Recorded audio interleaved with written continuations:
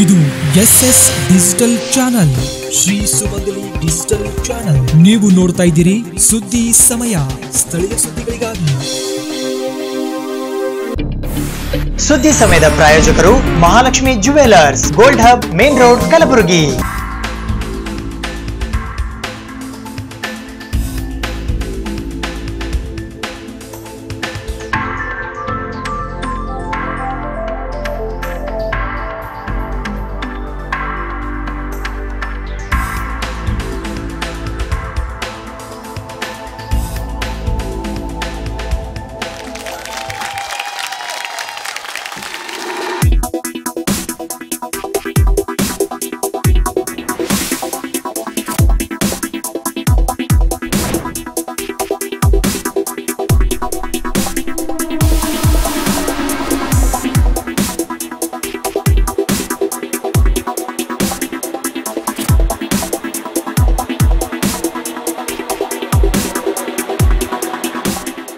Mahalakshmi jewellers, gold hub, main road, Gulbarga.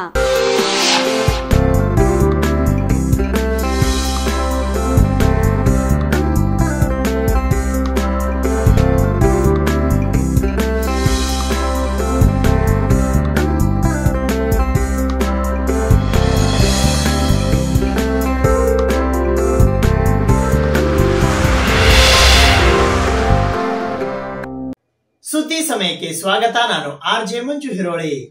Karnataka ರಾಜ್ಯ ಬ್ರಾಹ್ಮಣ ಅಭಿವೃದ್ಧಿ ಮಂಡಳಿಯ ವತಿಯಿಂದ ಕಲಬುರಗಿ ನಗರದ ಡಾಕ್ಟರ್ SM ಪಂಡಿತ ರಂಗಮಂದಿರದಲ್ಲಿ ರವಿವಾರ ವಿಪ್ರ ಪ್ರತಿಭೋತ್ಸವ 2021-22 ಕಾರ್ಯಕ್ರಮವನ್ನ ಹಮ್ಮಿಕೊಳ್ಳಲಾಗಿತ್ತು. ಬ್ರಾಹ್ಮಣರು ಜಾತಿಯಲ್ಲ, ಗುಣ ಪೂಜಿಸುವ ಸ್ವಭಾವ ಹೊಂದಿದ್ದಾರೆ ಎಂದು ಕೇಂದ್ರ ಸಂಸದೀಯ ವ್ಯವಹಾರಗಳ ಸಚಿವರಾದ ಪ್ರಹ್ಲಾದ ಜೋಶಿ ಅವರು ಅಭಿಪ್ರಾಯಪಟ್ಟಿದ್ದಾರೆ. ಅವರು ಕಲಬುರಗಿ ನಗರದ ಡಾಕ್ಟರ್ SM ಪಂಡಿತ ರಂಗಮಂದಿರದಲ್ಲಿ ಕರ್ನಾಟಕ ಬ್ರಾಹ್ಮಣ ಅಭಿವೃದ್ಧಿ ಮಂಡಳಿ ರವಿವಾರ ಆಯೋಜಿಸಿದ್ದ ವಿಪ್ರಶ್ರೀ ಪ್ರಶಸ್ತಿ ಪ್ರದಾನ ಪ್ರತಿಭೋತ್ಸವ ಉದ್ಘಾಟಿಸಿ ಮಾತನಾಡಿದರು. ಒಬ್ಬರ ಮೇಲೆ ಬೆಳಕು ಬಿಟ್ಟು ಇನ್ನೊಬ್ಬರನ್ನು ಕತ್ತಲೆಗೆ ದೂಡುವುದು ಸರಿಯಲ್ಲ. ಎಲ್ಲರನ್ನು ಬೆಳಕಿನಡೆಗೆ ಕೊಂಡೊಯ್ಯುವುದೇ ಬ್ರಾಹ್ಮಣ ಸಮಾಜದ ಧರ್ಮವಾಗಿದೆ. ದೇಶ, ಧರ್ಮ, ಸಮಾಜ, ಸಂಸ್ಕೃತಿ, ಪರಂಪರೆಗಾಗಿ ಬ್ರಾಹ್ಮಣ ಸಮಾಜ ನೀಡುತ್ತಿರುವ ಕೊಡುಗೆ ಅವಿಸ್ಮರಣೀಯ ಎಂದು ಹೆಮ್ಮೆಯಿಂದ ಹೇಳಿದರು. ಸನಾತನ ಕಾಲದಿಂದಲೂ ವಿಪ್ರರು ಗುಣ ಪೂಜಿಸುವ ಸ್ವಭಾವ ಬೆಳೆಸಿಕೊಂಡಿದ್ದಾರೆ. ರಾಮಾಯಣ ರಚಿಸಿದ ವಾಲ್ಮೀಕಿ, ಶ್ರೀರಾಮ, ಶ್ರೀಕೃಷ್ಣ ಬ್ರಾಹ್ಮಣರಲ್ಲ, ಆದರೂ ನಾವು ಪೂಜಿಸುತ್ತೇವೆ. ರಾವಣ ಬ್ರಾಹ್ಮಣನಿದ್ದರೂ ಆತನನ್ನು ಪೂಜಿಸುವುದಿಲ್ಲ. ಹೀಗಾಗಿ ಗುಣದಿಂದ ಗುರುತಿಸುವ ಸ್ವಭಾವ ನಮ್ಮಲ್ಲಿರುವುದಕ್ಕೆ ಇದು ನಿದರ್ಶನ ಎಂದು ಹೇಳಿದರು. ಹಿಂದೂ ಸಮಾಜ ಗಟ್ಟಿಯಾದಾಗ ಮಾತ್ರ ಬ್ರಾಹ್ಮಣ ಸಮಾಜ ಗಟ್ಟಿಯಾಗಲು ಸಾಧ್ಯ. ಎಲ್ಲರೂ ಹಿಂದೂ ಸಮಾಜ ಸುಭದ್ರಗೊಳಿಸಲು ಪ್ರಯತ್ನಿಸಬೇಕು. ಜಗತ್ತು ಬದಲಾಗುತ್ತಿದೆ. ಬದಲಾವಣೆ ವೇಗಕ್ಕೆ ತಕ್ಕಂತೆ ವಿಪ್ರರು ಬದಲಾಗಬೇಕು ಎಂದು ಹೇಳಿದರು. ಮೇಲ್ವರ್ಗಕ್ಕೆ 10% ಮೀಸಲು ಸೌಲಭ್ಯ ದೇಶದ 16 ರಾಜ್ಯಗಳಲ್ಲಿ ಜಾರಿಯಲ್ಲಿದೆ. ಕರ್ನಾಟಕದಲ್ಲೂ ಅನುಷ್ಠಾನಕ್ಕೆ ತರುವಂತೆ ಮುಖ್ಯಮಂತ್ರಿಗಳ ಜೊತೆಗೆ ಚರ್ಚಿಸಲಾಗಿದೆ. ಶೀಘ್ರದಲ್ಲೇ ಸಭೆ ಕರೆದು ಸೂಕ್ತ ನಿರ್ಧಾರ ಕೈಗೊಳ್ಳುವುದಾಗಿ CM ಬೊಮ್ಮಾಯಿ ಭರವಸೆ ನೀಡಿದ್ದಾರೆ ಎಂದು ಅವರು ಹೇಳಿದರು.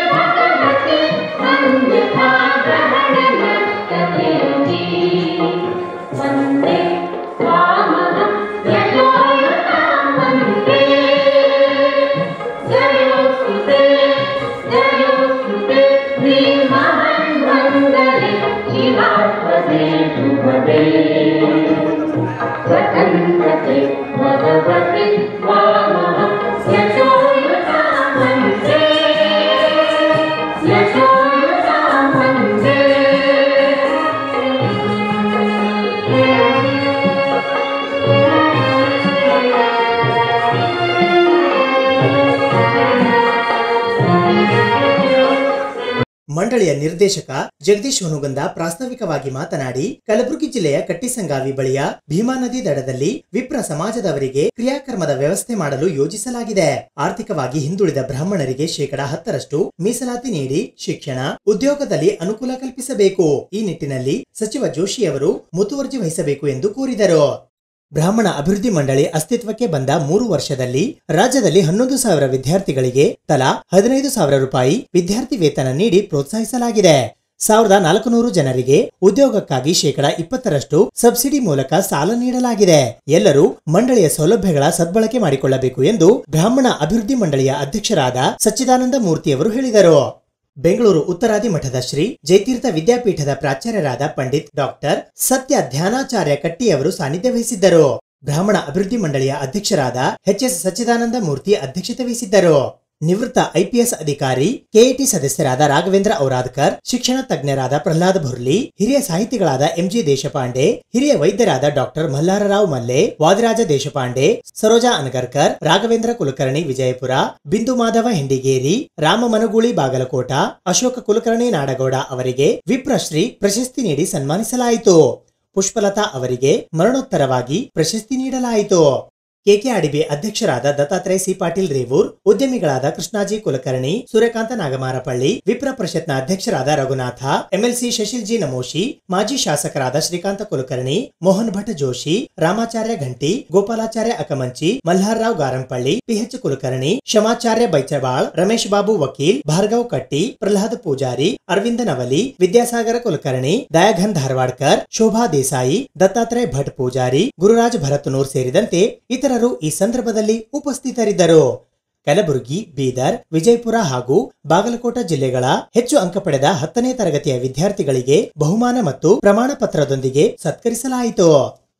ದೇಶದ ಮೊದಲ ಉಪ ಪ್ರಧಾನಿ ಮತ್ತು ಗೃಹ ಮಂತ್ರಿಗಳಾಗಿದ್ದ ಉಕ್ಕಿನ ಮನುಷ್ಯ ಸರ್ದಾರ್ ವಲ್ಲಭಭಾಯ್ ಪಟೇಲ್ ಅವರ ಜನ್ಮದಿನದ ಅಂಗವಾಗಿ ಇಂದು ಕಲಬುರಗಿ ನಗರದ ಸರ್ದಾರ್ ವಲ್ಲಭಭಾಯ್ ಪಟೇಲ್ ವೃತ್ತದಲ್ಲಿ ಇರುವ ಪಟೇಲರ ಪುತ್ಥಳಿಗೆ ಮಾಲಾರ್ಪಣೆ ಮಾಡುವ ಮೂಲಕ ನಮನ ಸಲ್ಲಿಸಲಾಯಿತು.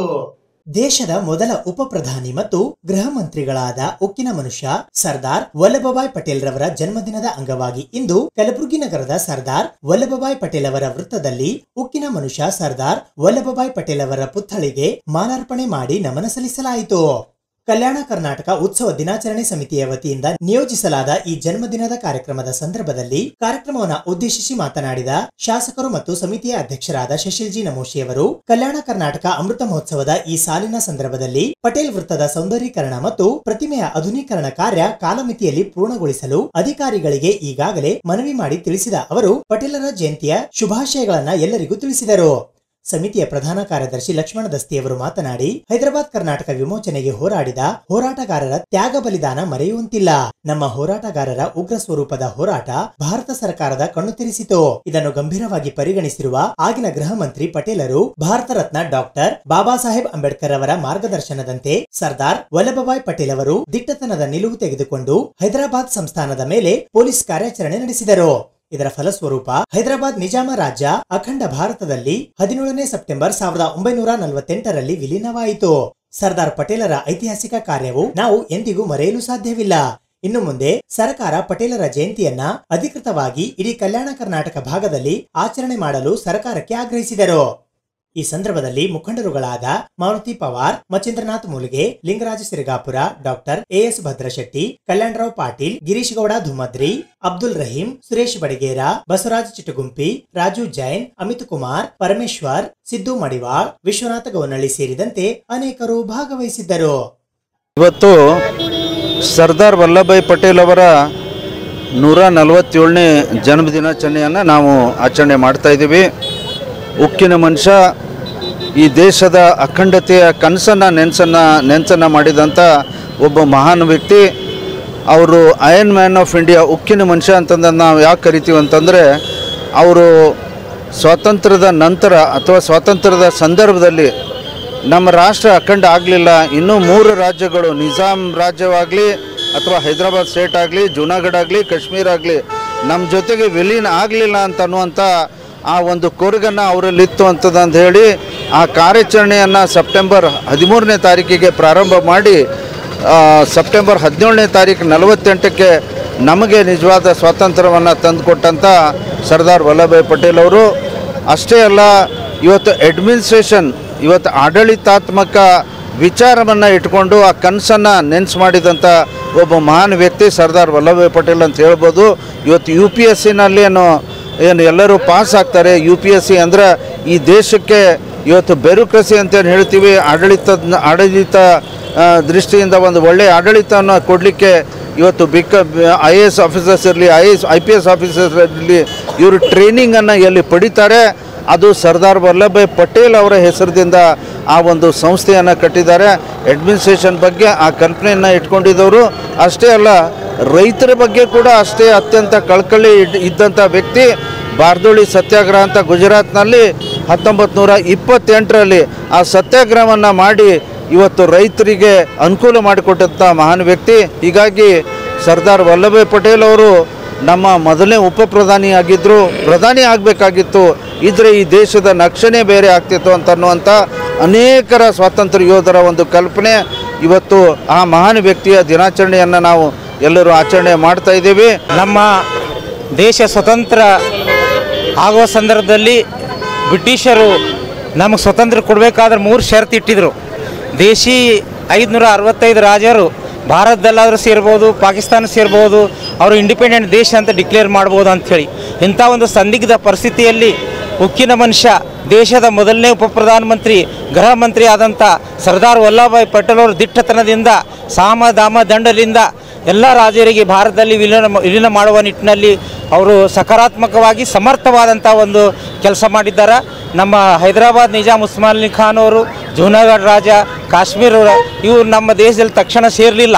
ನಮ್ಮ ರಾಜ ಒಂದು ವೇಳೆ ಸೇರ್ತಿದ್ದಿಲ್ಲ ಅಂದರೆ ಇವತ್ತು ನಾವು ಭಾರತದಲ್ಲಿ ಇರ್ತಿದ್ದಿಲ್ಲ. ನಮ್ಮ ಯಾರು ನಮ್ಮವರು ಮುಖ್ಯಮಂತ್ರಿ ಆಗ್ತಿಲ್ಲ, ಧರ್ಮಸಿಂಗ್ನೂ ಆಗ್ತಿಲ್ಲ, ವೀರೇಂದ್ರ ಪಾಟೀಲ್ನೂ ಆಗ್ತಿಲ್ಲ, ಯಾರು ಶಾಸಕರು ಆಗ್ತಿದ್ದಿಲ್ಲ. ಆ ಒಂದು ಪುಣ್ಯಾತ್ಮನಿಂದ ಒಂದು ಕಾರಣದಿಂದ ಇವತ್ತು ನಾವು ಭಾರತದಲ್ಲಿದ್ದೀವಿ. ಇವತ್ತು ಖಮ್ರುಲ್ ಇಸ್ಲಾಮ್ನು ಮಂತ್ರಿ ಆದರು, ಅದೇ ರೀತಿಯಾಗಿ ಸಡಿಯೋರ್ನು MP ಆದರು, ಮತ್ತು ಖರಿಯೋರ್ನು ಇವತ್ತಿನ ದಿವಸ MP ಆದರು. ಅದೇ ರೀತಿಯಾಗಿ ಭಾಳಷ್ಟು ಜನ ನೂರಾರು ಜನ ಶಾಸಕರಾದರು. ಅಂಥ ಸರ್ದಾರ್ ಪಟೇಲ್ ಅವರ ಒಂದು ತ್ಯಾಗ ಬಲಿದಾನ, ಅವರ ಸೇವೆಯಿಂದ, ಅವರ ಕೊಡುಗೆಯಿಂದ ಇವತ್ತಿನ ದಿವಸ ಕಲ್ಯಾಣ ಕರ್ನಾಟಕ ಭಾರತ ದೇಶದಲ್ಲೇ ಕರ್ನಾಟಕದಲ್ಲಿದೆ. ಮತ್ತು ಅವ್ರ ಋಣ ನಾವು ಎಷ್ಟು ವರ್ಣನೆ ಮಾಡಿದ್ರೂ ಕಡಿಮಿಲ್ಲ. ಉಕ್ಕಿನ ಮನುಷ್ಯ, ಭಾರತ ರಾಷ್ಟ್ರ ಕಂಡಂಥ ಉಕ್ಕಿನ ಮನುಷ್ಯ, ಸರ್ದಾರ್ ವಲ್ಲಭಾಯ್ ಪಟೇಲ್ ಅವರ 147ನೇ ಜನ್ಮದಿನದ ಅಂಗವಾಗಿ ಇವತ್ತು ಈ ಒಂದು ಅವರೇ ಹೆಸರಿದ್ದಂಥ ಈ ಒಂದು ಪಟೇಲ್ ಸರ್ಕಲ್ ಅಂತ ಏನೋ ಹೇಳ್ತೀವಿ. ಈ ಒಂದು ಸಂದರ್ಭದಲ್ಲಿ ನಾವು ಇವತ್ತು ಅವರಿಗೆ ಒಂದು ಶುಭಾಶಯ ಹೇಳ್ತಾ ಇಡೀ ನಾಡಿನ ನಮ್ಮ ಕಲ್ಯಾಣ ಕರ್ನಾಟಕ ಇವತ್ತು ನಿಜಾಮ ಇದರಿಂದ ಏನು ಇವತ್ತು ಮುಕ್ತಿ ಪಡೆದು ಇವತ್ತು ವಿಮೋಚನೆಗೊಂಡು ಇವತ್ತು ನಾವು ಈ ಒಂದು ನಮ್ಮ ಭಾಗ ಇವತ್ತು ಮುಕ್ತಿಗೊಂಡದ. ಇದು ಒಂದು ಕಲ್ಯಾಣ ಕರ್ನಾಟಕ ಇತಿಹಾಸದಲ್ಲೇ ಒಂದು ದೊಡ್ಡ ದಿನ ಅಂತ ಹೇಳ್ಬೋದು. ಇವತ್ತಿನ ದಿವಸ ಸರ್ದಾರ್ ವಲ್ಲಭಾಯ್ ಪಟೇಲ್ ಏನು ಉಕ್ಕಿನ ಮನುಷ್ಯ ಅಂತ ಹೇಳ್ತಾರೆ, ಅವ್ರದ್ದು 147ನೇ ಜಯಂತಿ ಆಗಿದ್ದು ನಾವು ಅದನ್ನು ಸಂಭ್ರಮದಿಂದ ಆಚರಣೆ ಮಾಡ್ತಾಯಿದ್ದೀವಿ. ಇದು ನಮ್ಮ ಹೆಮ್ಮೆಯೂ ಕೂಡ. ಅದರ ಜೊತೆಯಾಗಿ ತಮ್ಮದೇ ಆದ ವ್ಯಕ್ತಿತ್ವ ಇಟ್ಟಾಗ ಕಾಶ್ಮೀರ್, ಜುನಾಗಢ್ ಮತ್ತು ಹೈದರಾಬಾದ್ ಈ 3 ರಾಜ್ಯಗಳನ್ನು ಭಾರತ ದೇಶದಲ್ಲಿ ಪೊಲೀಸ್ ಕಾರ್ಯಾಚರಣೆಯೊಂದಿಗೆ ಒಲಿ ಮಾಡ್ತಕ್ಕಂಥ ವ್ಯಕ್ತಿ ಯಾರಂದರೆ ಅವರು ಸರ್ದಾರ್ ವಲ್ಲಭಾಯ್ ಪಟೇಲ್. ಅವರಿಂದ ನಾವು ಇವತ್ತು ಒಂದು ಅಖಂಡತೆ ಭಾರತನ ಕಾಯ್ಕೊಂಡಿದ್ದೀವಿ. ಇವತ್ತಿನ ದಿವಸ ಅವರಿಗೆ ನಾನು ಜಾಸ್ತಿ ಹೇಳೋಕ್ಕೆ ಬಯಸೋದಿಲ್ಲ. ಅವರಿಗೆ ನಾನು ನನ್ನ ವತಿಯಿಂದ, ನಮ್ಮ ಸಂಘಟನೆ ವತಿಯಿಂದ, ಇಡೀ ನಮ್ಮ ಕಲ್ಯಾಣ ಕರ್ನಾಟಕ ಪ್ರಗತಿಪರ ಸಂಘಟನೆಗಾರರೆಲ್ಲರ ವತಿಯಿಂದ ನಮನಗಳನ್ನು ಸಲ್ಲಿಸಿ ಕಲಬುರಗಿ ನಗರದ ಸೇಡಂ ರಸ್ತೆಯಲ್ಲಿ ಇರುವ ಜಿಲ್ಲಾ ಕಾಂಗ್ರೆಸ್ ಸಮಿತಿ ಕಾರ್ಯಾಲಯದಲ್ಲಿ ಇಂದು ಮಾಜಿ ಪ್ರಧಾನಿ ದಿವಂಗತ ಇಂದಿರಾ ಗಾಂಧಿಯವರ ಪುಣ್ಯದಿನ ಹಾಗೂ ಸರ್ದಾರ್ ವಲ್ಲಭಭಾಯ್ ಪಟೇಲ್ ಅವರ ಜನ್ಮದಿನವನ್ನ ಆಚರಿಸಲಾಯಿತು. ದಿನಾಂಕ 31 ಅಕ್ಟೋಬರ್ 2022ರಂದು ಬೆಳಗ್ಗೆ 10 ಗಂಟೆಗೆ ಕಲಬುರಗಿ ನಗರದ ಸೇಡಂ ರಸ್ತೆಯಲ್ಲಿ ಇರುವ ಜಿಲ್ಲಾ ಕಾಂಗ್ರೆಸ್ ಸಮಿತಿಯ ಕಚೇರಿಯಲ್ಲಿ ಮಾಜಿ ಪ್ರಧಾನಿ ದಿವಂಗತ ಇಂದಿರಾ ಗಾಂಧಿಯವರ ಪುಣ್ಯದಿನ ಹಾಗೂ ಉಕ್ಕಿನ ಮನುಷ್ಯ ಸರ್ದಾರ್ ವಲ್ಲಭಭಾಯ್ ಪಟೇಲ್ ರವರ ಜನ್ಮದಿನವನ್ನ ಆಚರಣೆ ಮಾಡಲಾಯಿತು. ಈ ಸಂದರ್ಭದಲ್ಲಿ ಜಿಲ್ಲಾ ಕಾಂಗ್ರೆಸ್ ಸಮಿತಿ ಕಲಬುರಗಿ ಅಧ್ಯಕ್ಷರಾದ ಜಗದೇವ್ ಗುತ್ತೇದಾರ್ ಕಾಳಗಿ ಸೇರಿದಂತೆ ಇತರೆ ಅನೇಕ ಜನ ಕಾಂಗ್ರೆಸ್ನ ಮುಖಂಡರುಗಳು ಮತ್ತು ಕಾರ್ಯಕರ್ತರು ಉಪಸ್ಥಿತರಿದ್ದರು. ಭಾರತದ ದೇಶದ ಮಾಜಿ ಪ್ರಧಾನಿಗಳು, ದಿವಂಗತ ಮಾಜಿ ಪ್ರಧಾನಿಗಳು ಶ್ರೀಮತಿ ಇಂದಿರಾ ಗಾಂಧಿಯವರ 38ನೆಯ ಪುಣ್ಯ ಸ್ಮರಣೋತ್ಸವವನ್ನು ನಾವು ಇವತ್ತು ಕಾಂಗ್ರೆಸ್ ಕಚೇರಿಯಲ್ಲಿ ಹಮ್ಮಿಕೊಂಡಿದ್ದೇವೆ. ಶ್ರೀಮತಿ ಇಂದಿರಾ ಗಾಂಧಿಯವರು ಪಂಡಿತ್ ಜವಾಹರ್ಲಾಲ್ ನೆಹರು, ಮೋತಿಲಾಲ್ ನೆಹರು ಅವರು, ಅವರ ಕುಟುಂಬದ ಅವರ ಮನೆತನವು ಈ ರಾಜಕೀಯ ಸ್ವಾತಂತ್ರ್ಯಕ್ಕಾಗಿ ಸಾಕಷ್ಟು ಹೋರಾಡಿ ಈ ದೇಶಕ್ಕೆ ಸ್ವಾತಂತ್ರ್ಯವನ್ನು ಕೊಡಿಸಿದಂಥ ಒಂದು ಕುಟುಂಬ. ಆ ಕುಟುಂಬದಲ್ಲಿ ಪ್ರಥಮವಾಗಿ ಪ್ರಧಾನಮಂತ್ರಿಯಾಗಿ ಪಂಡಿತ್ ಜವಾಹರ್ಲಾಲ್ ನೆಹರು ಅವರು, ಆಮೇಲೆ 3ನೇ ಪ್ರಧಾನಮಂತ್ರಿಯಾಗಿ ಶ್ರೀಮತಿ ಇಂದಿರಾ ಗಾಂಧಿಯವರು ಪ್ರಧಾನಮಂತ್ರಿಯಾದರು. ಶ್ರೀಮತಿ ಇಂದಿರಾ ಗಾಂಧಿಯವರು ಸತತವಾಗಿ 15 ವರ್ಷ ಪ್ರಧಾನಮಂತ್ರಿಯಾಗಿ ಈ ದೇಶವನ್ನು ಮುನ್ನಡೆಸುವಲ್ಲಿ ಬಹಳ ಪ್ರಮುಖ ಪಾತ್ರ ವಹಿಸಿದಂಥ ಒಬ್ಬ ದಿಟ್ಟ ಮಹಿಳೆ. ಶ್ರೀಮತಿ ಇಂದಿರಾ ಗಾಂಧಿಯವರಿಗೆ ಉಕ್ಕಿನ ಮಹಿಳೆ ಅಂತೂ ಕೂಡ ಕರೆದಿದ್ದಾರೆ. ಯಾಕಂದರೆ ಶ್ರೀಮತಿ ಇಂದಿರಾ ಗಾಂಧಿಯವರು ತಾವು ಸಾಯುವುದಕ್ಕಿಂತ ಒಂದು 2 ದಿವಸ ಮುಂಚೆ ಅವರು ಒಂದು ಮಾತನ್ನು ಹೇಳಿದರು. ನಾನು ದೇಶ ಸೇವೆ ಮಾಡುವಾಗ ನಾನು ಸತ್ತರೆ ನನ್ನ ಪ್ರತಿಯೊಂದು ಹನಿ ರಕ್ತವು ಒಕ್ಕಟ್ಟಿಗೆ ಮತ್ತು ಬಲಡ್ಡೆ ಮಾಡಲಿಕ್ಕೆ ಈ ಒಂದು ದೊಡ್ಡ ಆಗಿರುತ್ತದೆ ಮತ್ತು ಈ ದೇಶಕ್ಕೆ ಒಂದು ಕೂಡ ನನ್ನ ಪ್ರತಿಯೊಂದು ಹನಿ ರಕ್ತವು ಕೆಲಸ ಮಾಡುತ್ತದೆ ಅಂತ ಅವರು ಮೊದಲು ತಾವು ಸಾಯುವುದಕ್ಕಿಂತ 2 ದಿವಸ ಮುಂಚೆ ಅವರು ತಮ್ಮ ಭಾಷಣದಲ್ಲಿ ಹೇಳಿದರು. ಜಿಲ್ಲಾ ಕನ್ನಡ ಸಾಹಿತ್ಯ ಪರಿಷತ್ತು ಕಲಬುರಗಿಯ ವತಿಯಿಂದ 67ನೇ ವರ್ಷದ ಕರ್ನಾಟಕ ರಾಜ್ಯೋತ್ಸವದ ಅಂಗವಾಗಿ 67 ಜನ ಕಲಾವಿದರ ಐತಿಹಾಸಿಕ ಚಿತ್ರಗಳ ಪ್ರದರ್ಶನದ ಉದ್ಘಾಟನಾ ಸಮಾರಂಭವು ಇಂದು ಕಲಬುರಗಿ ನಗರದ ಕನ್ನಡ ಭವನದಲ್ಲಿ ಜರುಗಿತು.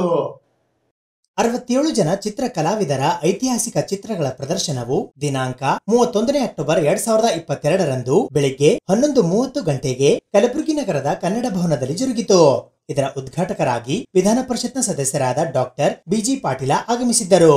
ನೇತೃತ್ವವನ್ನು ಕಲಬುರಗಿಯ ಖ್ಯಾತ ಚಿತ್ರ ಕಲಾವಿದರಾದ ಡಾಕ್ಟರ್ ರೆಹಮಾನ್ ಪಟೇಲ್ ವಹಿಸಿದ್ದರು. ಈ ಕಾರ್ಯಕ್ರಮದಲ್ಲಿ ಕೇಂದ್ರ ಕನ್ನಡ ಸಾಹಿತ್ಯ ಪರಿಷತ್ತಿನ ಪದಾಧಿಕಾರಿಗಳಾದ ಅಧ್ಯಕ್ಷರಾದ ನಾಡೋಜ ಡಾಕ್ಟರ್ ಮಹೇಶ್ ಜೋಶಿ, ಗೌರವ ಕಾರ್ಯದರ್ಶಿ ನೇಭ ರಾಮಲಿಂಗ ಶೆಟ್ಟಿ ಕೆ ಮಹಾಲಿಂಗಯ್ಯ, ಗೌರವ ಕೋಶಾಧ್ಯಕ್ಷರಾದ ಬಿಎಂ ಪಟೇಲ್ ಪಾಂಡು, ಜಿಲ್ಲಾ ಕನ್ನಡ ಸಾಹಿತ್ಯ ಪರಿಷತ್ತಿನ ಪದಾಧಿಕಾರಿಗಳಾದ ಅಧ್ಯಕ್ಷರಾದ ವಿಜಯಕುಮಾರ್ ಪಾಟೀಲ್ ತೇಗಲತಿಪ್ಪಿ, ಗೌರವ ಕಾರ್ಯದರ್ಶಿಗಳಾದ ಶಿವರಾಜ್ ಅಂಡಗಿ, ಯಶವಂತರಾಯ ಅಷ್ಟಗಿ, ಗೌರವ ಕೋಶಾಧ್ಯಕ್ಷರಾದ ಶರಣರಾಜ ಚಪ್ಪರಬಂದಿ, ಮಹಿಳಾ ಪ್ರತಿನಿಧಿಗಳಾದ ಶಕುಂತಲಾ ಪಾಟೀಲ್ ಜಾವಳಿ, ಸ್ನೇಹಲತಾ ಕಮಕನೂರ, ಸಂಘ ಸಂಸ್ಥೆಯ ಪ್ರತಿನಿಧಿಗಳಾದ ಕಲ್ಯಾಣಕುಮಾರ ಶೀಲವಂತ, ಸುನಿಲ್ ಕುಮಾರ್ ವಂಟಿ, ಪರಿಶಿಷ್ಟ ಜಾತಿ ಪ್ರತಿನಿಧಿಗಳಾದ doctor K Girimalla, Dharmanna H Dhanni, ಪರಿಶಿಷ್ಟ ಪಂಗಡ ಪ್ರತಿನಿಧಿ ಸಂಗಪ್ಪ ಸಿದಿಮನಿ, ಕಾರ್ಯಕಾರಿ ಸಮಿತಿಯ Siddalinga Bali, Ravindra Kumar Bantanahalli, Shilpa Joshi, doctor Rehman Patel, Vinod Jenavari, Shivananda Pujari, Nagendrappa Madyale, Vidyasagara Deshmukh, Rajendra Madabool, Naganna Rampure, Sharanabasappa Naruni, Sharanabasava Janginamath, Lata S Velagundi, CS Ananda ಸೇರಿದಂತೆ ಕನ್ನಡ ಸಾಹಿತ್ಯ ಪರಿಷತ್ತಿನ ತಾಲೂಕಾ ಘಟಕದ ಅಧ್ಯಕ್ಷರಾದ ಗುರುಬಸಪ್ಪ ಸಜ್ಜನಶೆಟ್ಟಿ ಕಲಬುರಗಿ,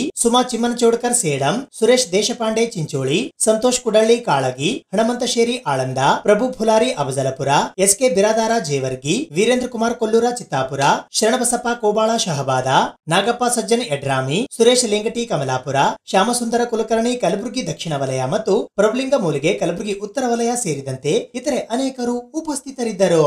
ಕನ್ನಡ ಸಾಹಿತ್ಯ ಪರಿಷತ್ತಿನವರು ಹಮ್ಮಿಕೊಂಡಿರುವ ಸಿರಿ ನುಡಿ ಸಂಭ್ರಮ 2022 ಕಾರ್ಯಕ್ರಮಕ್ಕೆ ನನ್ನನ್ನು ಉದ್ಘಾಟಕನಾಗಿ ಸಮಾರಂಭಕ್ಕೆ ಆಹ್ವಾನಿಸಲಿಕ್ಕೆ ನಾನು ತುಂಬ ಈ ಸಾಹಿತ್ಯ ಪರಿಷತ್ತಿಗೆ ನಾನು ಧನ್ಯವಾದಗಳನ್ನು ಹೇಳುತ್ತೇನೆ.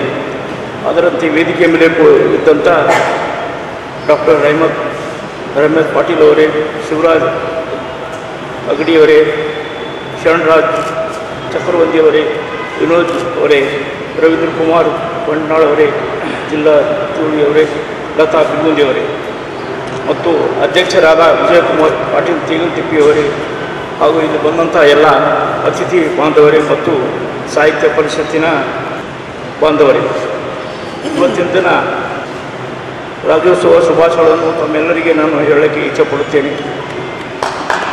ಸುಮಾರು 1956ರಲ್ಲಿ ಈ ಕನ್ನಡ ಎಲ್ಲ ಕನ್ನಡಿಗರು ಒಂದುಗೂಡಿಸಿ ಕರ್ನಾಟಕ ರಾಜ್ಯವನ್ನು ರೂಪಿಸಿದ ದಿನವೂ ಇದು. ನಮ್ಮ ನಾಡು ನಮ್ಮ ಹಾಗೂ ಸಂಪತ್ತನ್ನು ಉಳಿಸುವ ಜವಾಬ್ದಾರಿಯು ನಮ್ಮೆಲ್ಲರಿಗೂ ಇದೆ. ಇವತ್ತಿನ ದಿನ ನನ್ನನ್ನು ಇಲ್ಲಿ ಕರೆಸಿ ಮಾತಾಡಿದ್ದಕ್ಕೆ ನಾನು ತುಂಬ ಸಂತೋಷ ಇದ್ದೇನೆ. ಮತ್ತು ನಮ್ಮ ತೇಗಲ್ತಿಪ್ಪಿಯವರು ಸುಮಾರು ವರ್ಷಗಳಿಂದ ನಮಗೆ ಅವರು ಪರಿಚಯ, ಭಾಳ ಒಳ್ಳೆಯವರು. ನಮ್ಮ ಸಂಗಡ ಅವರು ನಾವು ಕಲಿತು ಕೆಲವು ಕಡೆ ಎಲ್ಲ ಬೇರೆ ಬೇರೆ ಸಂಸ್ಥೆ ಒಳಗೆ ಕೆಲಸ ಮಾಡಿದ್ದೆವು. ಮತ್ತು ಈಗ ತಾನೇ ಈ ಚಿತ್ರ ಪ್ರದರ್ಶನ ನೋಡಿ ನನಗೆ ಭಾಳ ಸಂತೋಷ ಆಗಿದೆ. ಒಳ್ಳೆಯ ಕಲಾಕಾರರು ಗುಲ್ಬರ್ಗೊಳಗಿದ್ದಾರೆ. ಲಾಸ್ಟ್ ಟೈಮ್ ಚಿತ್ರಸಂತೆ ಆದಾಗ ನಾನು ಭಾಳ ಮಕ್ಕಳು ನಮ್ಮ ಸ್ಕೂಲ್ ಕಾಲೇಜ್ ಒಳಗೆ ಹಚ್ಚಲಕ್ಕೆ ಕೆಲವು ಚಿತ್ರಗಳನ್ನು ನಾನು ತಗೊಂಡಿದ್ದೆ. ಭಾಳ ಒಳ್ಳೆಯ ಅರ್ಥಪೂರ್ಣ ಚಿತ್ರಗಳು ಇದ್ದವು. ಸುದ್ದಿ ಇನ್ನು ಇವೆ, ಸದ್ಯಕ್ಕೆ ಬ್ರೇಕ್. ಇದು SS ಡಿಜಿಟಲ್ ಚಾನಲ್, ಶ್ರೀ ಸುಮಂಗಲಿ ಡಿಜಿಟಲ್ ಚಾನಲ್. ನೀವು ನೋಡ್ತಾ ಇದ್ದೀರಿ ಸುದ್ದಿ ಸಮಯ, ಸ್ಥಳೀಯ ಸುದ್ದಿಗಳಿಗಾಗಿ. ಸುದ್ದಿ ಸಮಯದ ಪ್ರಾಯೋಜಕರು Mahalakshmi jewellers, gold hub, main road, Kalaburagi. Kalaburagi ಜಿಲ್ಲೆಯ ಕಾಳಗಿ ತಾಲೂಕಿನ ಸುಕ್ಷೇತ್ರ ಸ್ವರ್ಣಗಿರಿ ಸೂಗುರ್ಕೆ ಗ್ರಾಮದ ಶ್ರೀ ವೆಂಕಟೇಶ್ವರ ಸ್ವಾಮಿ ದೇವಸ್ಥಾನದಲ್ಲಿ ಪ್ರತಿ ವರ್ಷದಂತೆ ಈ ವರ್ಷವೂ ಕೂಡ ದೀಪಾವಳಿ ಹಬ್ಬದ ಅಂಗವಾಗಿ ಅನ್ನಕೂಟವನ್ನ ಏರ್ಪಡಿಸಲಾಗಿತ್ತು. ಇದರ ಅಂಗವಾಗಿ ಗೋವರ್ಧನ ಗಿರಿಧಾರಿ ಬಾಲಗೋಪಾಲನಿಗೆ 56 ನಮೂನೆಯ ವಿವಿಧ ಭಕ್ಷ್ಯಗಳ ನೈವೇದ್ಯವನ್ನ ಸಮರ್ಪಿಸಲಾಯಿತು.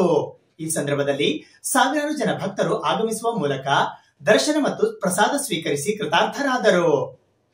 ಕಲಬುರಗಿ ಜಿಲ್ಲೆ ಕಾಳಗಿ ತಾಲೂಕಿನ ಸುಕ್ಷೇತ್ರ ಸ್ವರ್ಣಗಿರಿ ಸೂಗುರ್ಕೆ ಗ್ರಾಮದ ಶ್ರೀ ವೆಂಕಟೇಶ್ವರ ಸ್ವಾಮಿ ದೇವಸ್ಥಾನದಲ್ಲಿ ದೀಪಾವಳಿಯ ಅಂಗವಾಗಿ ಪ್ರತಿ ವರ್ಷದಂತೆ ಈ ವರ್ಷವೂ ಕೂಡ ಅನ್ನಕೂಟವನ್ನ ಆಯೋಜಿಸಲಾಗಿತ್ತು. ಈ ಅನ್ನಕೂಟದ ಹಿನ್ನೆಲೆಯಲ್ಲಿ ವಿಷ್ಣುವಿನ ಇನ್ನೊಂದು ಅವತಾರವಾಗಿರುವ ಗೋವರ್ಧನ ಗಿರಿಧಾರಿ ಬಾಲಗೋಪಾಲನ ಮೂರ್ತಿಗೆ ವಿಶೇಷವಾದ ಆರತಿಯನ್ನ ಸಮರ್ಪಿಸಿ ಛಪ್ಪನ್ ಭೋಗ್ ಅಂದರೆ 56 ನಮೂನೆಯ ವಿವಿಧ ಪ್ರಕಾರದ ನೈವೇದ್ಯಗಳನ್ನ ಅರ್ಪಿಸಲಾಯಿತು. ಇವುಗಳಲ್ಲಿ 8 ರಿಂದ 10 ನಮೂನೆಯ ಸಿಹಿ ಪದಾರ್ಥಗಳು, ರೊಟ್ಟಿ, ಹೋಳಿಗೆ, ಚಪಾತಿ, ದಪಾಟಿ ಸೇರಿದಂತೆ ಒಟ್ಟು 56 ನಮೂನೆಯ ಪದಾರ್ಥಗಳನ್ನ ನೈವೇದ್ಯ ರೂಪದಲ್ಲಿ ಸಿದ್ಧಪಡಿಸಲಾಗಿತ್ತು.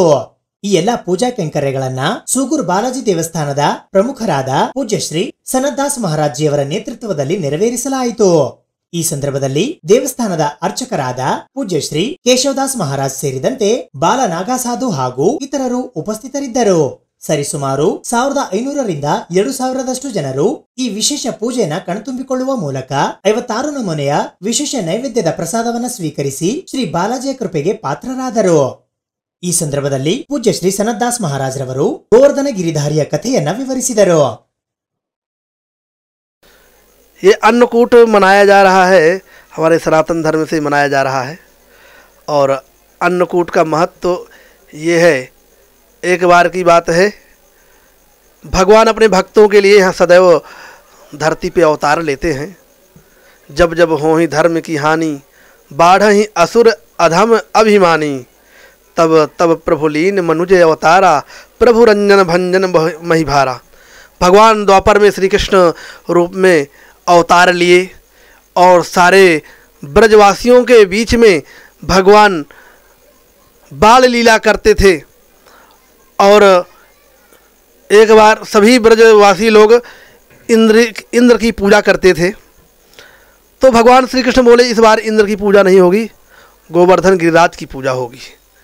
तो सब लोगों ने कहा भाई अगर हम गिरिराज की पूजा करेंगे तो इंद्रदेव नाराज हो जाएंगे, नाराज हो जाएंगे तो वर्षा नहीं करेंगे, अगर वर्षा नहीं करेंगे तो हम अन्न से अन्न नहीं पैदा होगा, अन्न नहीं अगर होगा तो प्राणी तृप्त कैसे हों, क्योंकि अन्नाद धवंति भूतानि परदन्या जन्म संभव। अन्नमयी प्राण, अन्न से ही प्राण है। अगर वर्षा नहीं होगी तो अन्न नहीं होगा, अगर अन्न नहीं होगा तो प्राणी भूखा मर जाएगा। इसलिए हम अपने अन्न की रक्षा करने के लिए इंद्र की पूजा करते हैं ताकि वर्षा समय समय से करते रहें।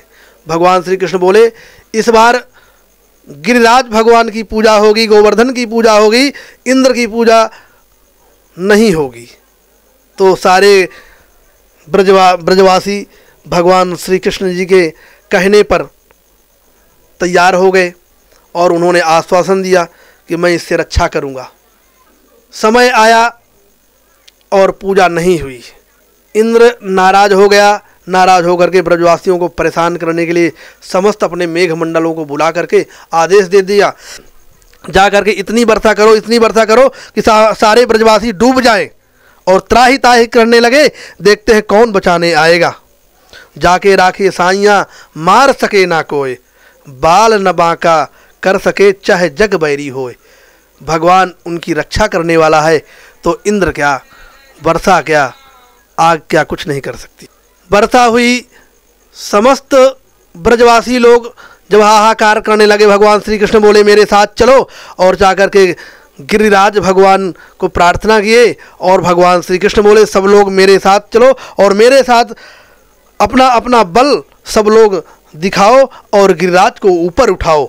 भगवान श्री कृष्ण ब्रजवासियों के सहित जाकर के गोवर्धन पर्वत को उठा दिया और गोवर्धन पर्वत उठा करके बोले सभी ब्रजवासी, गाय बछड़े, जितने जीव जंतु, सभी ब्रजवासी ब्रज में रहने वाले गोवर्धन पर्वत के नीचे आकर के भगवान श्री कृष्ण के पास खड़े हो गए और इंद्र अपना सारा मेघमंडल का वर्षा पानी बरसा दिया।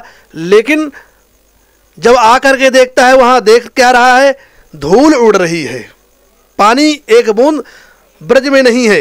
ये चमत्कार क्या है उसने आकर के देखा तो भगवान श्री कृष्ण अपने एक छोटी सी अंगुली में पर्वत को उठाए हुए हैं और सभी लोग गोवर्धन गिरधारी की जयकारा लगा रहे हैं। इंद्र आकर के हाथ जोड़ता है, भगवान गिरिराज के रूप में प्रकट होकर के आ जाते हैं और यह अपने ब्रजवासियों को आदेश देते हैं कि आज गिरिराज भगवान को अपने अपने घर से अपने जान की रक्षा किया है, हमारी रक्षा किया है। अपने अपने घर से जितना जिसकी इच्छा तरह तरह के पकवान, तरह तरह के भोग बना के लाइए। ಪ್ರತಿ ಟನ್ ಕಬ್ಬಿಗೆ 5,500 ರೂಪಾಯಿ ದರ ನಿಗದಿಗೊಳಿಸಿ ಕಾರ್ಖಾನೆ ಪ್ರಾರಂಭಿಸುವಂತೆ ಆಗ್ರಹಿಸಿ ರಾಜ್ಯ ಕಬ್ಬು ಬೆಳೆಗಾರರ ಸಂಘ ಕರ್ನಾಟಕ ಜಿಲ್ಲಾ ಘಟಕ ಕಲಬುರಗಿಯ ವತಿಯಿಂದ ಇಂದು ಕಲಬುರಗಿ ನಗರದ ಜಿಲ್ಲಾಧಿಕಾರಿಗಳ ಕಚೇರಿಗೆ ಮುತ್ತಿಗೆ ಹಾಕಲಾಯಿತು. ಪ್ರತಿ ಟನ್ ಕಬ್ಬಿಗೆ 5,500 ರೂಪಾಯಿ ದರ ನಿಗದಿಗೊಳಿಸಿ ಕಾರ್ಖಾನೆ ಪ್ರಾರಂಭಿಸಲು ಒತ್ತಾಯಿಸಿ ರಾಜ್ಯ ಕಬ್ಬು ಬೆಳೆಗಾರರ ಸಂಘ ಕರ್ನಾಟಕ ಜಿಲ್ಲಾ ಘಟಕ ಕಲಬುರಗಿಯ ವತಿಯಿಂದ ರೈತರ ನೇತೃತ್ವದಲ್ಲಿ ಇಂದು ಕಲಬುರಗಿ ನಗರದ ಜಿಲ್ಲಾಧಿಕಾರಿಗಳ ಕಚೇರಿಗೆ ಮುತ್ತಿಗೆ ಹಾಕಲಾಯಿತು.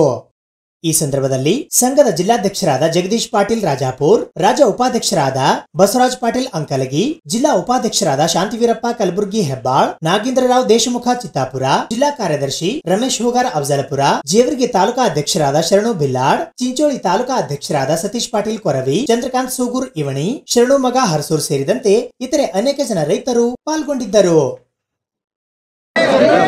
ಕಲಬುರಗಿ ಜಿಲ್ಲೆಯ ರೈತರು, ಕಬ್ಬು ಬೆಳೆಗಾರರು FRP ಬೆಳೆ ಆದಷ್ಟು ಬೇಗ ನಿಗದಿ ಮಾಡಿಬಿಟ್ಟು FRP ಬೆಲೆ ಕನಿಷ್ಠ ಅಂದರೆ 3500 ಫಿಕ್ಸ್ ಮಾಡಬೇಕು ಅಂತ ಆ ಮನವಿ ಏನಿದೆ ನಾನು ರಾಜ್ಯ ಸರ್ಕಾರಕ್ಕೆ ಕಳಿಸಿದ್ದೀನಿ. ಆಲ್ರೆಡಿ ಮೂರನೇ ಸತಿ ಮಾಡ್ತಾರೆ, ಹಳೆ ಮನವಿಗಳನ್ನು ಕಳಿಸಿದ್ದೀನಿ. ಸೊ ಅದರಂತೆ ಸೂಕ್ತ ಕ್ರಮ ಎಷ್ಟು ಕೊಡ್ತಾರೆ ಫ್ಯಾಕ್ಟ್ರಿ ವೈಸ್ ಒಂದು ಫ್ಯಾಕ್ಟ್ರಿ ಬೇರೆ ಬೇರೆ FRP ಫಿಕ್ಸ್ ಆಗಿದೆ, ಇಳುವರಿ ಮೇಲೆ ಇನ್ನೂ ಫೈನಲಿ ಫಿಕ್ಸ್ ಆಗಿದೆ. ನಮ್ಮ ಜಿಲ್ಲಾ ಆಡಳಿತದಿಂದ ನಾವು ಪ್ರತಿಯೊಬ್ಬ ರೈತರು ಕಡಾಖಂಡಿತವಾಗಿ ಫ್ಯಾಕ್ಟ್ರಿ ಜೊತೆ ಅಗ್ರಿಮೆಂಟನ್ನು ಸೈನ್ ಮಾಡಬೇಕು, ಬೈಲ್ಯಾಟ್ರಲ್ ಅಗ್ರಿಮೆಂಟ್ ಸೈನ್ ಮಾಡಬೇಕು. ಮತ್ತು ಮುಂಚೆ ಏನು ಒಂದು ರೇಟ್ ನಿಗದಿ ಫಿಕ್ಸ್ ಮಾಡ್ತಾರೆ 2300 ಅಂತ ರೈತರಿಗೆ ಏನು ಕೊಡ್ತಾ ಇದ್ವಿ, ಅದು ವೈಜ್ಞಾನಿಕವಾಗಿಲ್ಲ. ಇವಾಗ FRP 3100 ಇದ್ದರೆ ಹ್ಯಾಂಡ್ಲಿಂಗ್ ಮತ್ತು ಟ್ರಾನ್ಸ್ಪೋರ್ಟೇಷನ್ ಕಾಸ್ಟ್ 500 ರೂಪಾಯಿ, 570, 600 ರೂಪಾಯಿ ಕಟ್ಟಾದರೆ ಅವ್ರಿಗೆ 2600 ಕೊಡಬೇಕು. ಬಟ್ ನಮಗೆ ಜಿಲ್ಲಾಡಳಿತದಿಂದ ಎನ್ಫೋರ್ಸ್ ಮಾಡೋಕ್ಕೆ ಅವ್ರಿಗೆ ಅಗ್ರಿಮೆಂಟ್ ಆದರೆ ನಾವು ಎನ್ಫೋರ್ಸ್ ಮಾಡ್ಬೋದು. ಅದಕ್ಕೋಸ್ಕರ ಇವತ್ತು ಈ ಸತಿ ನಾನು ಫ್ಯಾಕ್ಟ್ರಿ ಕಂಪಲ್ಸರಿ ಅಗ್ರಿಮೆಂಟ್ ಮಾಡೋಕ್ಕೆ ಹೇಳಿದ್ದೀನಿ ರೈತರು. ಯಾಕೆಂದರೆ ಅದು ಅಗ್ರಿಮೆಂಟ್ ವೈಲೇಟ್ ಆದರೆ ಅವ್ರಿಗೊಂದು ನನ್ನ 3500 ಮಿನಿಮಮ್ ಫಿಕ್ಸ್ ಮಾಡಬೇಕಂತ. ಈಗ ಇದು ಕಬ್ಬು ಕಟಾವು ಮಾಡೋಕ್ಕೂ ಕೂಡ ದುಡ್ಡು ಕೇಳ್ತಾರೆ. ಕಟಾವು ಮಾಡಬೇಕಾದ್ರೆ ಕಬ್ಬು ಕಟಾವು ಮಾಡೋಕ್ಕೆ HNT ಅಂತ ಚಾರ್ಜಸ್ ಇಲ್ಲ, ಅದು ಸ್ಟೇಟ್ ಗೌರ್ಮೆಂಟಿಂದ ಫಿಕ್ಸ್ ಆಗುತ್ತೆ. ಅಷ್ಟು ಕಟ್ ಮಾಡಬೇಕು ಕೂಡ ಇವು ರೈತರ ಹೆಸರು ಇಲ್ಲ. ಆ ಥರ ದುಡ್ಡು ತೊಗೊಳಂಗಿಲ್ಲ. ನಾವು ಆರ್ಡರ್ 5% ಏನು ತೊಗೊತಾ ಇದ್ರು ಅಡಿಷ್ನಲ್. ಮತ್ತು ಕಂಪ್ಲೇಂಟ್ಸ್ ಫ್ಯಾಕ್ಟ್ರಿಗಳು ಲಂಚ ಕೊಟ್ಟು 5,000 ಆರ್ಡರ್ ಸ್ಟ್ರಿಕ್ಟಾಗಿ ವಾರ್ನ್ ಮಾಡಿದ್ದೀನಿ. ಆರ್ಡರು ನಮ್ಮ ಮೀಟಿಂಗ್ ನಡುವಳಿ ಆರ್ಡರ್ನು ಪಾಸ್ ಮಾಡಿದ್ದೀನಿ. ಈಗ HNT ಚಾರ್ಜಸ್ ಸ್ಟೇಟ್ ಗೌರ್ಮೆಂಟಿಂದ ಏನು ಫಿಕ್ಸ್ ಆಗುತ್ತೆ ಅಷ್ಟು ಮಾತ್ರ ಪ್ರತಿ ವರ್ಷ ಎಲ್ಲಿ ಸಮಸ್ಯೆ ಆಗ್ತದೆ. ಈ ವರ್ಷ ಫಿಕ್ಸ್ ಮಾಡಿದ್ದೀವಿ, ಫಿಕ್ಸ್ ಮಾಡಿದ್ದೀವಿ. ಅಮೌಂಟ್ ಬಿಡುಗಡೆ ಮಾಡದೇ ಇದ್ದಲ್ಲಿ 15% ಬಡ್ಡಿ ಇರುತ್ತೆ. ಅದನ್ನು ಈ ಸತಿ ಲಾಸ್ಟ್ ಇಯರು ಈ ವರ್ಷ ಅಂದರೆ ಲಾಸ್ಟ್ 1 ತಿಂಗಳು 100% ಪೇಮೆಂಟ್ ಆಗಿದೆ ನಮ್ಮ ಜಿಲ್ಲೆಗೆ. 100% ಶುಗರ್ ಪೇಮೆಂಟ್ ಆಗಿದೆ. ಲಾಸ್ಟ್ ಒಂದು 50 ರೂಪಾಯಿದು ಒಂದು ಫ್ಯಾಕ್ಟ್ರಿ ಪೆಂಡಿಂಗ್ ಅಷ್ಟೇ. ಅಡಿಷನಲ್ ಬೋನಸ್ ಕೊಡ್ತೀನಿ. ಯುವ ಮುನ್ನಡೆ ಕರ್ನಾಟಕದ ವತಿಯಿಂದ ಇಂದು ಕಲಬುರಗಿ ನಗರದ ಸರ್ದಾರ್ ವಲ್ಲಭಭಾಯ್ ಪಟೇಲ್ ವೃತ್ತದಲ್ಲಿ ಅರಿವಿನ ಜಾಗೃತಿ ಜಾಥಾ ನಡೆಸಲಾಯಿತು. ಭಾರತದ ಪ್ರಜೆಗಳಾದ ನಾವು ಸಂವಿಧಾನಬದ್ಧ ಮೂಲಭೂತ ಕರ್ತವ್ಯ ಪಾಲನೆ ಮಾಡಬೇಕು ಎಂಬ ನಿಟ್ಟಿನಲ್ಲಿ ಅರಿವಿನ ಜಾಗೃತಿ ಜಾಥಾ ಮಾಡಲಾಗುತ್ತಿದೆ.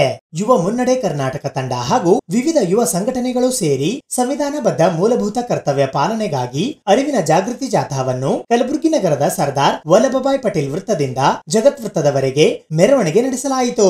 ಸಂವಿಧಾನದ ಮೂಲಭೂತ ಕರ್ತವ್ಯ ನಿರ್ವಹಿಸುವ ಜವಾಬ್ದಾರಿಯು ಪ್ರತಿಯೊಬ್ಬರ ಕರ್ತವ್ಯವಾಗಿದ್ದು, ಈ ಕುರಿತು ಯುವ ಜನರಿಗೆ ತಿಳಿಸುವ ಮೂಲಕ ಅರಿವಿನ ಹಾಡುಗಳೊಂದಿಗೆ ಮೆರವಣಿಗೆ ಸಾಗಿತು.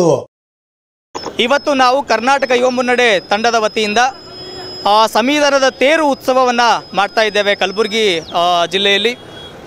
ಈ ತೇರಿನ ಉದ್ದೇಶ ಏನು ಅಂತ ಹೇಳಿದರೆ, ನಾವೆಲ್ಲರೂ ಕೂಡ ಸಂವಿಧಾನ ಜಾರಿಗೆ ಬಂದು 72-73 ವರ್ಷ ಆಗ್ತಾ ಬಂದರು.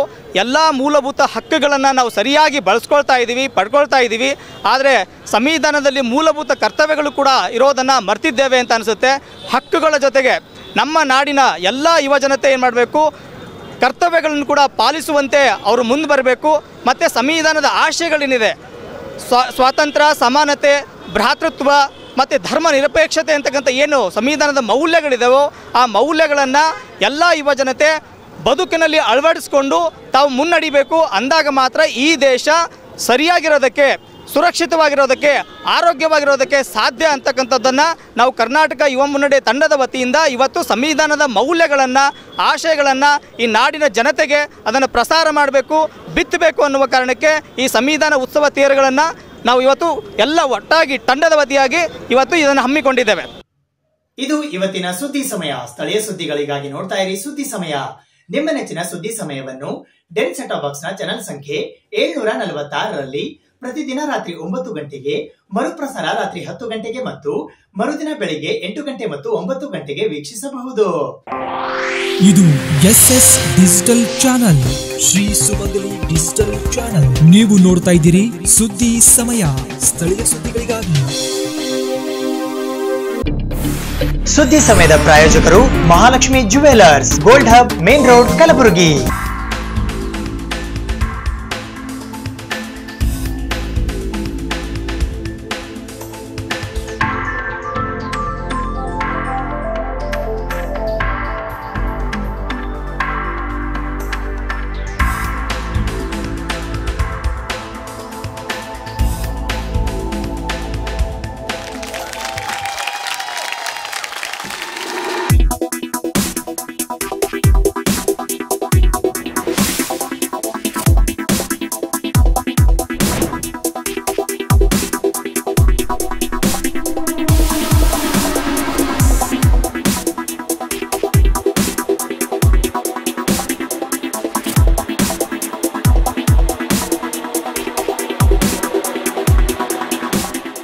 Mahalakshmi jewellers gold hub main road Gulbarga.